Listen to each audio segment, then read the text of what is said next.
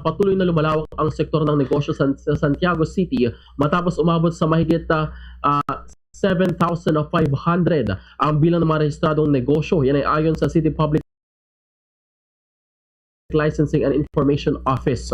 Ipinakikita nito ang lumalakas na kumpiyansa ng mga mamumuhunan sa business climate ng lungsod, kasabay ng panawagan ng lokal na pamahalaan sa mga hindi pa rehistradong negosyo na gawing legal ang kanilang operasyon. Sa panayam ng Bombo Radyo Kawain kay Attorney Artemio Villaluz Jr., ang CGDH1 ng City Public Licensing and Information Office ng nasabing lungsod, sinabi nito na natiling business friendly ang kanilang lungsod at patuloy na dumarami ang mga negosyong nagpaparehistro sa ilalim ng programa ng lokal na pamahalaan.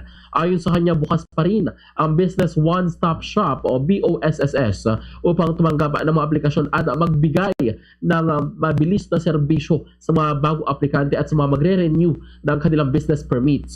Kasabay nito, hinikayat niya ang mga may-ari ng mga negosyong hindi pa rehistrado na sumunod sa itinakdang proseso ng pagpaparehistro upang maging legal ang kanilang operasyon at magkaroon ng ganap na access sa mga serbisyo at oportunidad na iniaalok ng pamahalaang lungsod. Ganito ang bahagi ng pahayag ni Attorney Artemio Villaluz Jr.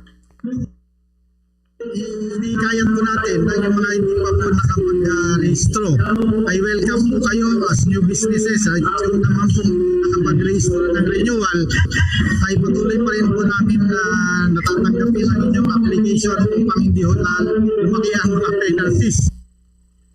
Fast sa Radyo Bombo!